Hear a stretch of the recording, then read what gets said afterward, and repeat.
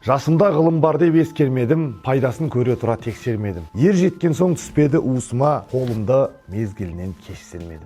Абай атамыздың өзі қолымды мезгілінен кеш сермедім деп өкінген болса, біз уақытымызды босқа өткізіп, мына телефон шұқылаумен өткізіп жатқан бізге мүлдем қатты өкіну керек шығар. Расымен мен өкінетінім өте көп. Өмірде, жас кездерімде, көп еңбек ететін шақтарымда, енді әлі де кәрімін деп айтпаймын. Өмір алда әрине. Бірақ болар бала 15-інде баспын дейді, болмайтын адам 30-ында жаспын дейді ғой. Сол себепті менің де жастық шағымда жаңағындай нағыз сондай басып қалатын, еңбек ететін, жатпай тұрмай, жаттығу жасап, жатпай тұрмай оқитын шағымда біраз қыдырып жастыққа мастанып жүріп қалғаным бар. Сол сәттеріме мен өкінемін, бірақ өкінгенмен ол қайтып келмейді. Дегенмен артымыздан өсіп келе жатқан буынға айтқым келетіні, уақыттарыңызды босқа өткізбеңіздер. Ең құнды нәрсенің бірі осы уақыт. Адамға берілген үлкен нығметтің бірі денсаулық пен уақыт. Осы екі нығметті дұрыс пайдалана білсек, қадірін білсек, біз үлкен жетістіктерге жетеміз. Бір досың жүрші, барып кішкене ойнап қайтайық.